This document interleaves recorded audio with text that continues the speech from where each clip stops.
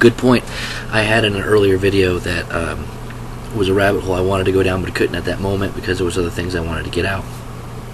Was a quick teaser of why, if you're a Christian now, it means someone is looking to put you to death. Literally, someone is looking to put you to death. Well, that is a great question, and I did want to get into that. I really wish I could have, but I knew it was going to be like an 8 or 9 minute discourse, and I just didn't want to jump into it right there on the spot because I was trying to get other information out, and I didn't want to lose track of what was going on because I don't have like bullet points set up of what to talk about. Like, I don't have all that equipment to work with right now. I'm trying to get it. It should be here shortly, actually.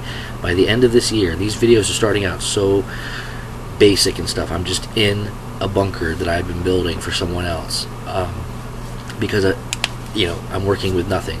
I'm working with whatever has been provided because I have put nothing into it except my dedication and labor and stuff. I don't own anything. I don't have money. I gave it all up, and I encourage others, if you can, to try and live that way. And if you can't, it's okay, but you should really be working on it because coming soon to a city near you, your money's going to be worthless anyway. So you better learn how to not work with it. Like, guess what? In 1862, there was no dollar bill. So they learned quite easily how to live without a dollar bill. So in 2017, 2018, you better be learning the same thing because it will be the same way again here shortly. Okay, so why are Christians now, again, considered, well, that means someone's looking to put you to death? Well, I always thought it was contradictory that especially Christians in America called themselves Christians at all. Simply because Christian is in the Bible. It's in the Bible one time in the Bible.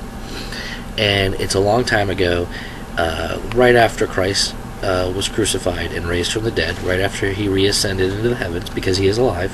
Don't get me wrong on that. Christ is not dead today. He is alive today. Every other human on the world, except for a couple, I want to say, Elijah, maybe, and one other person, Enoch, maybe, I think, is the other one, with Enoch and Elijah, I want to say, are also, not dead. They were translated. But Jesus is not dead. He rose from it. He did die. He laid down his life and then picked it back up again 3 days later to prove that he had power to lay down his life like he said, and he had power to pick it back up again because he is who he says he is, and he's alive today and getting ready to return to claim what is rightfully his, because right now there's a prince in this world who is reigning over this world, and this world is not his. He's been giving authority over this world for a time, but this world is not his. And that time's ending quickly, which is why he's moving quickly right now. And things are happening at a much faster pace because time is running short for him, which means time is running short for us. Because there's a war coming, and this bridges back to where Christian comes from. There's a war coming against the saints, against the Christians. And it's spoken about in the Bible as well, in Revelation. And it's actually stated quite clearly that power is given unto this prince to overcome the church, to overcome the Christians, to overcome the saints. And that whatever saints do fight against him, they lose. Like, he will overcome against them. And that actually sounds like a great discouragement. Like, why would you want to get into the fight if you're going to lose? But again, certain people are going to get into the fight because they believe they've been called to do that somehow or another, just like Peter believed he was called to cut off the ear and defend Christ in the garden before he was crucified. But what did Jesus say? Those who live by the sword shall surely die by the sword. And that you are called to peace. You're not called to war. You're not called to that. You're called to peace. There's an army. Jesus has an army. What do you say? I call down 12 legions right now. Do I not have the ability to ask my Father for 12 legions of angels right now, and they would not come down and protect me? Like, do you think that wouldn't happen? No. Things are happening because they're supposed to happen. So let it go. Let it be. I'm calling you to peace. Peace. Be at peace. Many of us are going to be overcome. I will probably lose my life. I hope not. I mean, I don't know. It's weird to ask. Like, do I hope not? No. I mean, to live is for Christ, but to die is gain, because then you get to be with Christ. So I do want to finish an experience here, I should say. That's the motivation. I want to finish the experience here and have it more complete so that when I meet Christ and live with him, I will have gotten a full appreciation for this creation, even as fallen and broken as it is right now, before I move on to perfection. And I would hope you want the same thing. I hope we all want the same thing. So, okay, what does that have to do with Christians? So, Christian is used once in the Bible, and again, it's about a few years after Christ is crucified and raised from the dead, and raises himself from the dead. Everyone hates these Christians. Like the world in general, which was the Roman Empire at this time, just really hates the Christians. I mean, Rome has a ton of gods and stuff, but Christ ain't one of them, and he certainly isn't the big one. So these people who are going around preaching that there's only one God and he's none of the ones that you guys have been following, and in fact all these other gods are fake, and all the money you're spending making all these golden and graven images, silver, whatever, they're worthless. Is this sounding familiar? Your gold and silver is worthless. The things you're creating with your hands, they're all worthless. They're idols. They're fake. It's an illusion. It's not real. There is one real God, and he's not any of these things you guys have been creating or trading. And of course, people who are making their living off of are like, well, that's not good news to us, and this could go one or two ways. So either we could stop what we're doing and do what you say and just find a different job, or we could get you to stop preaching that, because we need to make our money. Like, this is our money. It's not fair for you to tell us we can't make our living this way. And guess they took the latter of the two. So the Roman Empire puts out an edict that any of the followers of this Christ, this Jesus, the Messiah, he claimed he was a Messiah, he claimed he was a king, right?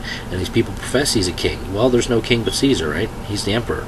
So if you're professing there's another king in the Roman Empire, then you're actually committing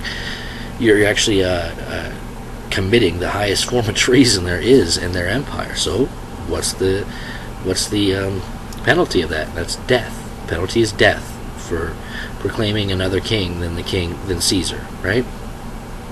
Much like, I guess, today in a lot of countries, North Korea, or I'm not going to say America. It's not America. Not yet. It's getting close. It's getting close. As odd as that sounds, really getting close. They're doing it in roundabout ways. But at least in North Korea and these regimes, they're just straight up purposeful about it. They just straight up say it. America doesn't say it yet. They say other things that add up to that, but in such a convoluted way that any one of those things you pick out, people look at it like, oh, you're crazy. That's just a crazy argument. It's not until you put them all together. They're like, oh, wait a minute. Well, now it's actually saying, yeah, the same thing as these other countries. At least they're being direct about it, though. Great deceiver. America is the great deceiver. One of the great deceivers. Anyway, so Christians, they're told to be put to death. So how do they charge you with that, right? Where does the word Christian even come from? Well, okay, so now we are back in Antioch.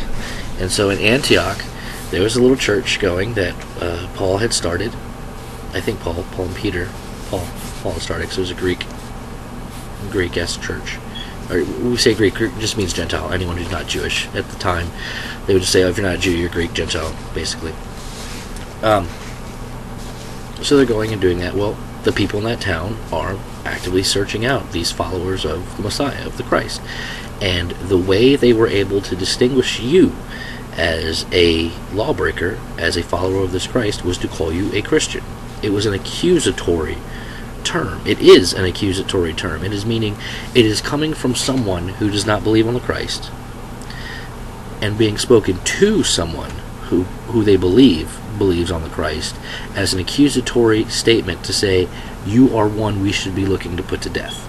You are Christian. You are a Christian, a follower of this Christ who you believe is a king Messiah, and we're looking for you to put you to death. I'm charging you with being a Christian. Like, I would be charging you with theft today, or charging you with murder, or charging you with treason. I'm charging you with being Christian. I'm claiming that's what you are. I'm going to the authorities to press charges on you being a Christian so that you'll be arrested and then put to death.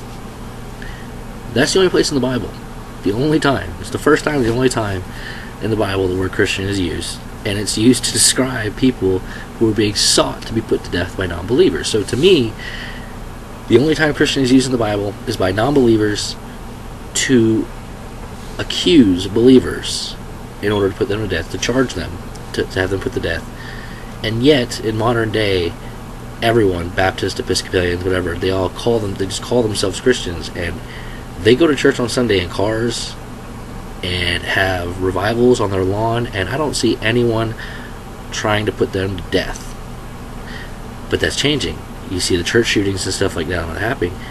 They can actually call themselves Christians in a way, because someone actively sought them out to accuse them of it, to put them to death, and shooters did put them to death in illegal form. America, it's not legal to kill someone like that. But my point is, the whole term Christian comes from someone a non-believer accusing a believer of the Christ of being that in accusatory fashion in order to charge them to have them put to death. Whether they take that justice out on themselves or the authorities do it because they believe it's a law of crime, that's up to debate on where you are in the world. If you're in North Korea, that's completely true today. If you're in China, it's completely true today. If you're in Iran, it's completely true today. If you're in America, no, it's not completely true today. You can't murder. You can't just go into church and murder somebody. However, that's not going to be the case so much longer. And that's what I'm going to cross. So when I say Christians are starting to get that name again where they can actually call themselves Christians, that's what I'm talking about. You can actually call yourselves Christians now because people are actively seeking to put you to death. If you're a Christian, if you're a believer on the Christ as Messiah and King, then people are looking to put you to death. And so yeah, you get to call yourself Christian, I guess. But in reality, you shouldn't, because it should be them calling you Christian.